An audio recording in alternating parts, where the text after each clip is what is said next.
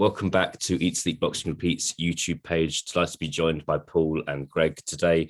We're going to be discussing a fight that's happening in a couple of weeks' time.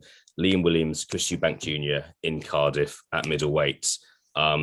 Big. Everyone kind of loves a domestic grudge fight. So I think Eubank's probably the favorite here, gents. But there are some people who also think Liam Williams has a good chance. But there's plenty to talk about, plenty to debate. So we'll get right into it. First thing I want to get your opinion on is, we saw a couple of weeks ago, Liam Williams has left Dominic Ingle and has teamed up with Adam Booth, who we all know. Just want to kind of get your opinions on that. Is it a good move for Liam Williams? Could it impact the results? Is it a bad idea to have your first fight under Adam Booth to be against a good competitor from Chris Eubank? Greg, going to go to you first, mate.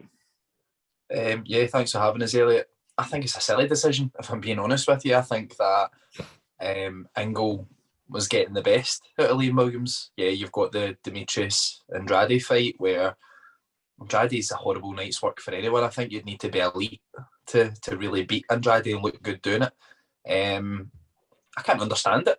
I genuinely can't. I think attitude, belief, diet, boxing style, I think that's the best Liam Williams has ever looked. But hey-ho, he obviously knows something that we don't. To go to Adam Booth, I suppose Ingle is quite an elusive style and Adam Booth teaches an elusive style, so I can understand where his decision-making and going to Adam Booth came from. I'm not the biggest Adam Booth fan, but I respect guys like Andy Lee.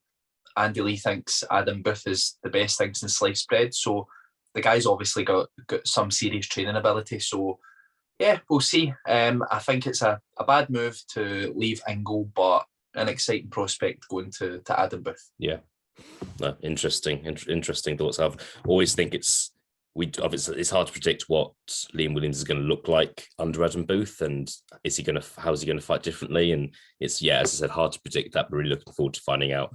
Paul, what are your thoughts? Yeah, I think that's the biggest thing you mentioned there.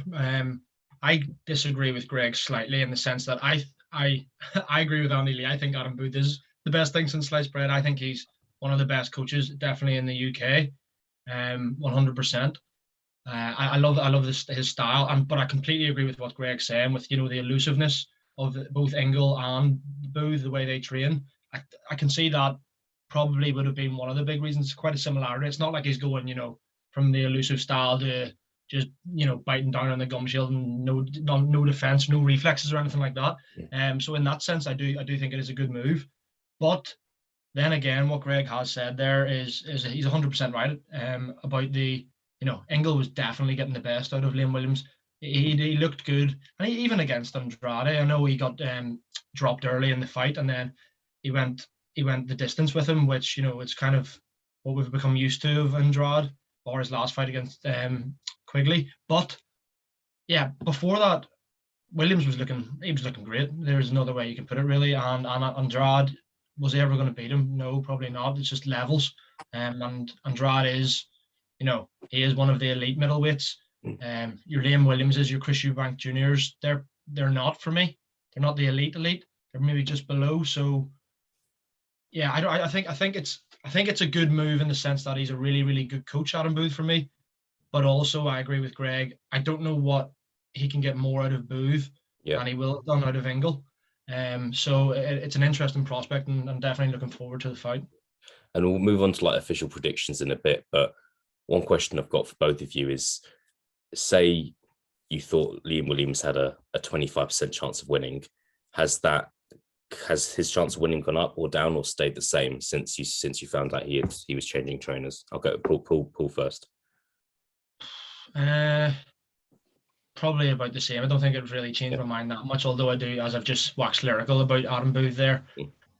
Like Greg said, I don't think he's a great coach, but what more is he going to get out of Liam Williams than Dominic Ingle did?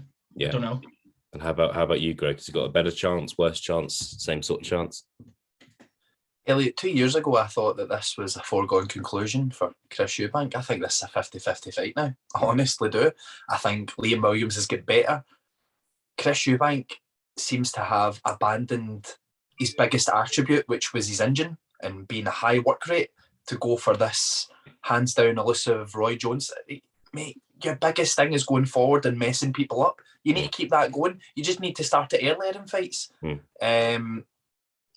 No, I think it slightly puts Liam Williams back with having a worse chance of winning this fight. I think like I said, his biggest chance was under Ingle. The attitude, he seemed to have this badness about him. Maybe he'll still have it, but he didn't look like the same guy who looks overly confident when he was at the press conference with Chris Eubank. I don't know if you guys seen anything, but it didn't look like a crazy Liam Williams was seen over the past year or two to me. No, it's interesting. Yeah, no, it's it's all very interesting. I feel like with this, there's so much to discuss. But Greg, if I could just ask you to like expand on Chris Eubank's performances under Roy Jones Jr. and if you think they're going to kind of stay that way, and do you think that Eubank and Roy Jones are going to be a partnership for a while? And how? Yeah, what do you think their partnership's going to come to in the next year or so? I think they'll have a partnership until it goes wrong. I think Chris Eubank massively respects Roy Jones.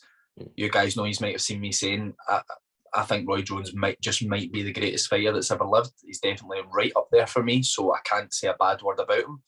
But I don't know, man. I've looked at past few performances, and like I say, he has looked better. His boxing ability looks as though it has came on a bit, but he looks as though he's lost that bit of killer about him.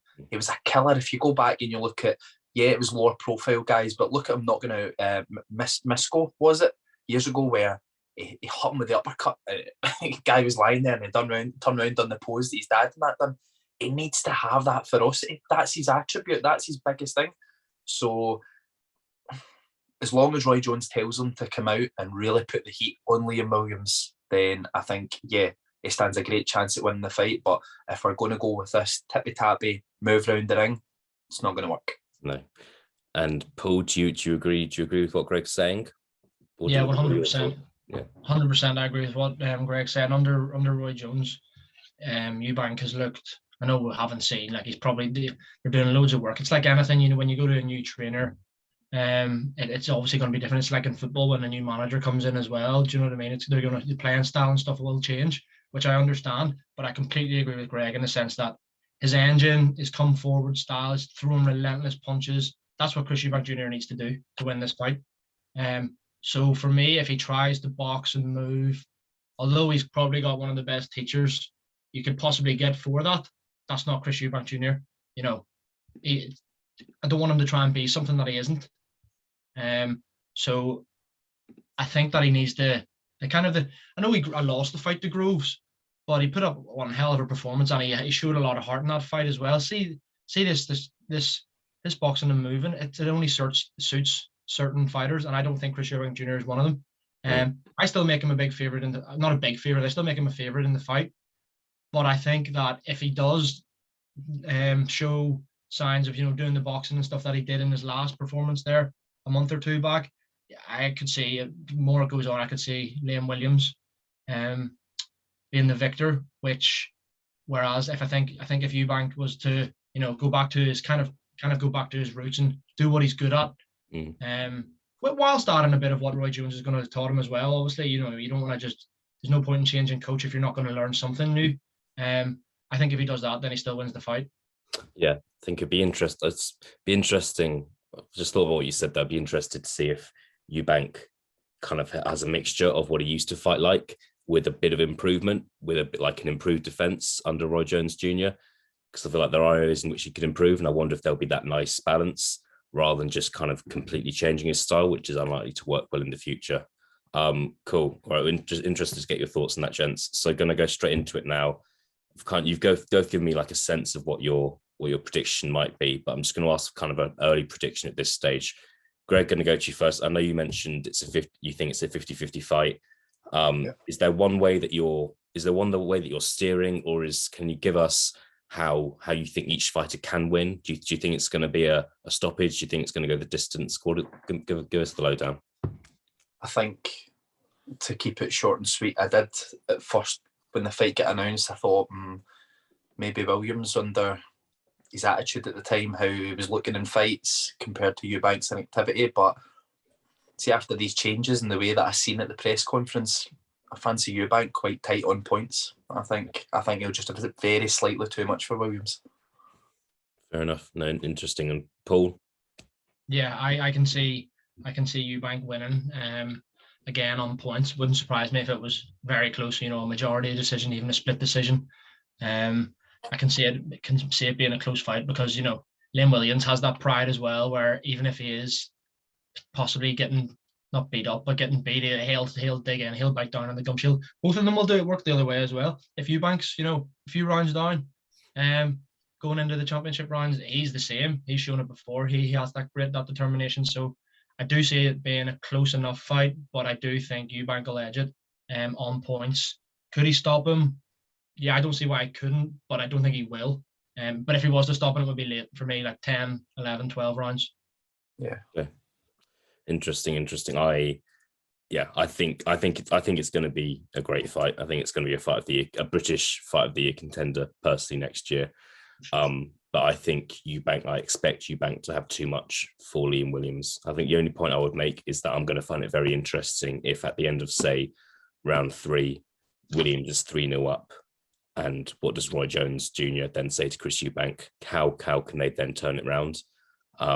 Because I feel like if you go back to the Billy Joe Saunders fight, Eubank kind of was turning it around, but he just kind of left it too late. And I don't think he can really afford to make the same mistake again. So we'll see. I actually think Eubank will win this fight by stoppage, but really, really intriguing. It's great to have a fight to look forward to kind of at the beginning of the year as well. I feel like usually you kind of have to wait till March, April to get kind of a major fight. So it's really nice to have one right at the start of the year. All right, gents. So final question from me.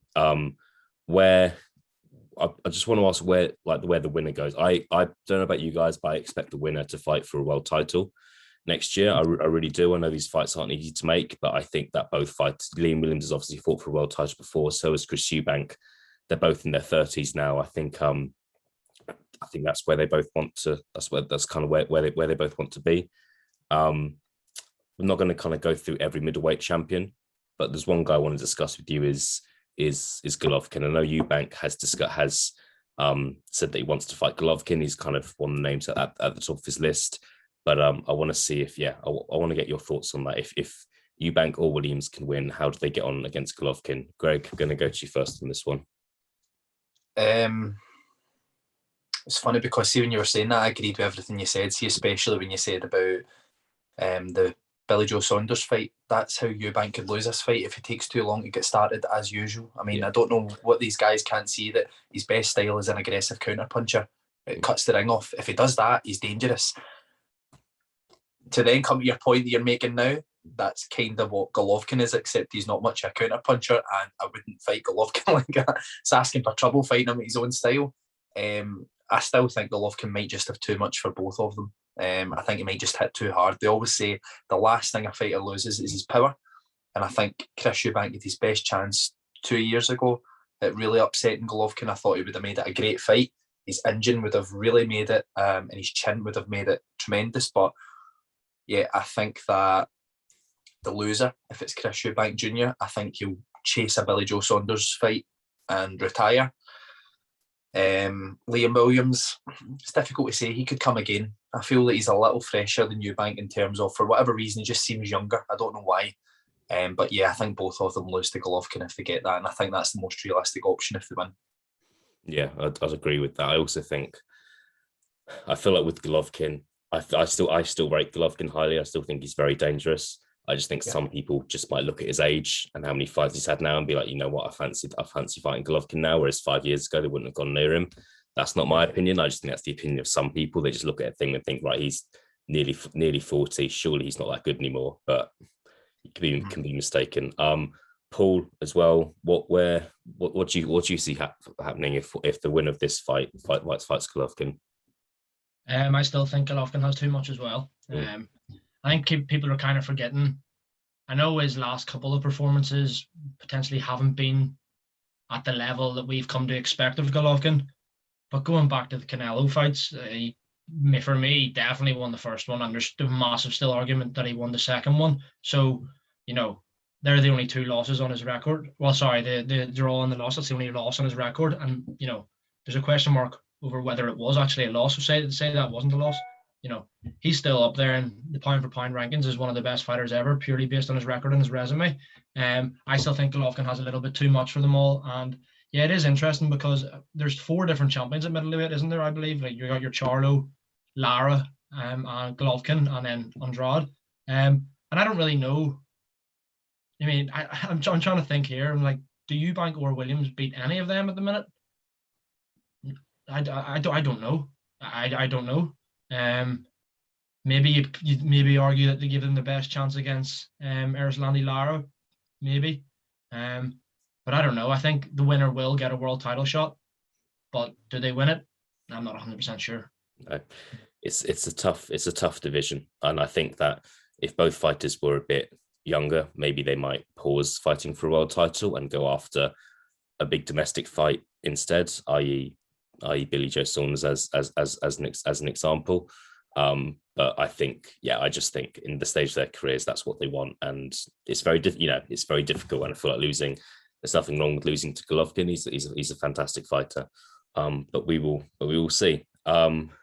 All right, gents. Well, yeah, thanks for your thoughts. I'm really looking forward to this fight that's coming up. I think, as I said, I think it's going to be a fight of the year contender in Cardiff. We shall see. But yeah, thanks very much for both of your thoughts. Really appreciated. Thanks for having our time, Eliot. Cheers, Eliot. Thanks very much.